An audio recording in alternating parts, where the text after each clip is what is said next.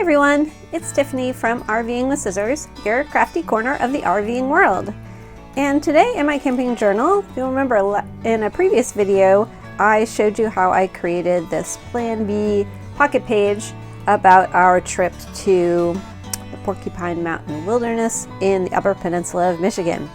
And when I created this pocket page, of course, with every pocket page, you have the back that you have to make a layout. And I wanted to do something quick, just a quick 3-photo layout. I already have a lot of information about the next place we visit, which is the Ontonagon Harbor Lighthouse. So I'm going to just include this flyer in here, and I just want to quickly print 3 pictures.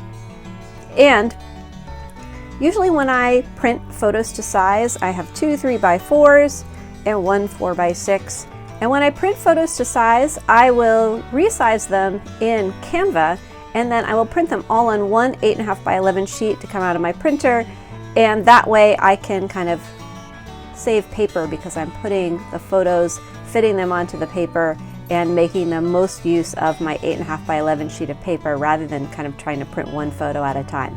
So I'm going to give you a quick Canva tutorial and show you how I set up a document, size my pictures, and then print them and cut them to make this really quick pocket page. So come on, let's take a look. It's quick and easy to use Canva to create an 8.5x11 page that lets you print all of your photos in the sizes that you want. For my pocket page, I need 2 3x4 photos and 1 4x6 photo. And sometimes I throw a little small photo in there to layer onto the others. So you'll see how I do that in a minute. To set up my document, I'm in Canva, and I use the flyer template, which is just an 8.5x11 regular size sheet of paper. And that creates a blank sheet of paper that I can then put my photos on. I want to go to Elements, and then I want to look for frames, because frames will let me create spots that I can then drop my photos into. So I'm just going to use a regular square frame. That way I can trim it out and put it inside my pocket page. I'm going to drag that over, and it will put a square frame on your page, and you just have to adjust the sides so that they match the size you want. So I want a 3x4, so I'll drag it down till it's 3 width and drag it till it's 4 height. And now that's exactly the size that I want. I can also copy and paste now that I have that one in that size, and I'll create a second one for the second 3x4, and it automatically lines it up for you, which is going to make it easier to trim those out later.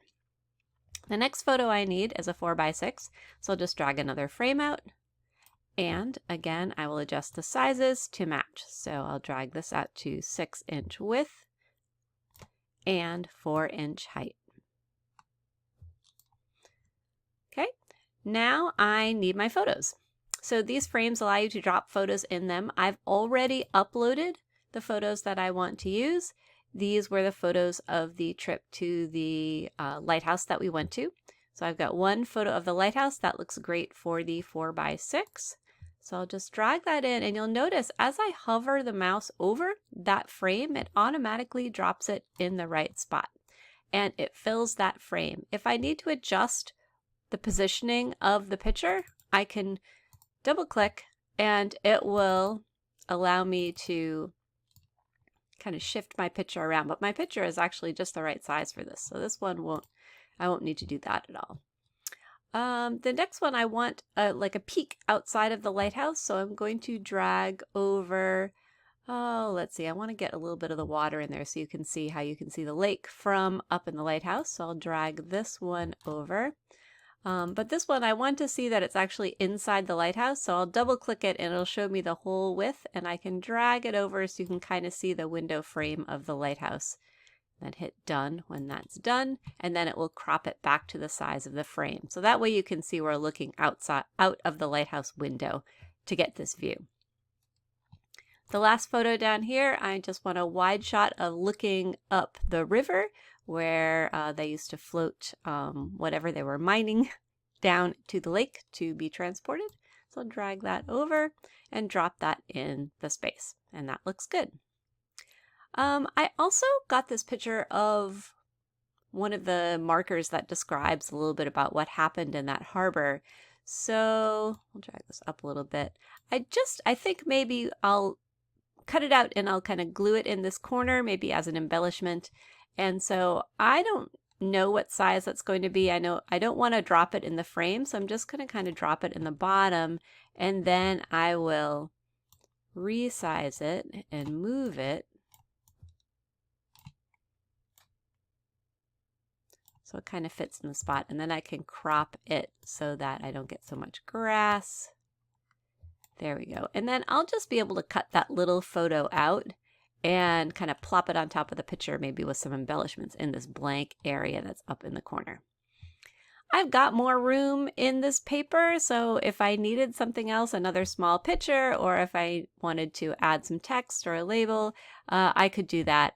But I already have the flyer for this lighthouse that's going to be on the opposite of this page in my journal, so I don't really need a title for this page, so we're going to keep it simple.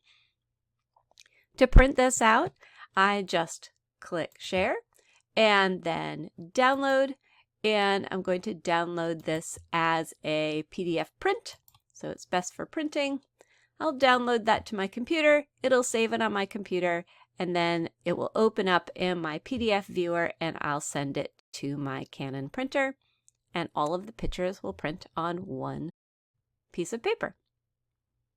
I'll want to use some kind of photo paper in order to print it. You could use matte photo paper or a luster or a glossy, whatever you prefer for your pictures. Right, all my pictures are printed now on the 8.5 by 11 sheet of paper, and all that remains is for me to trim them out and put them into my album. So I'll just trim out each one, because in Canva, the frames snapped so they lined up really nicely. It's easy to trim them out. They're all lined up one after the other. So it's just easy to go along with my paper trimmer and trim all of those out pretty quickly.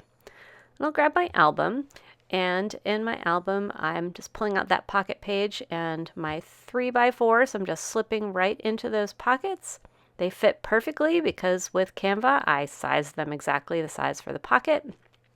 And now I'm looking at that 4x6 photo and that little tiny photo that I printed that has the picture of the sign. And I'm thinking that I might want to kind of add that in as a flip up on top of the page protector so that you can look at the sign, but then you can still see the whole picture. So I had a few scraps of embellishments, a little tag, and a half of a punch circle that I used for another project.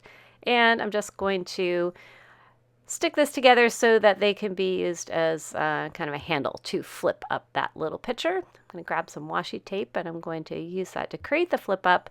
But I said, oh, wait a minute. I don't want to put it down on the picture because in order to flip it, it has to be on the outside of the page protector. So I'm going to slip that picture in the page protector and then add that washi tape down to put that little flip up on there. So that seems to work really well. I'm going to put that in my album, but now I'm thinking, okay, so here's the brochure, and I'm going to use my just hole punch with one of the pages as a template to just punch holes in that so that I have all the information about the lighthouse right next to that quick pocket page layout. But now I'm thinking I want something a little bit on the back of that tiny photo just to dress it up a little bit. And I found this sticker that said, "Discover new places." It's ironic, we probably never would have discovered this lighthouse if we hadn't had to do that plan B and change our plans for that day, like I mentioned on the last layout. And that's it. So goodbye, everyone. I hope you enjoyed this quick Canva tutorial about how to take photos, size them up, and print them all on one piece of paper for a quick pocket page layout. Thanks for watching, and if you like this video, please just click on that thumbs up button so you can see more of my content, and don't forget to subscribe to my channel. Thanks, and bye!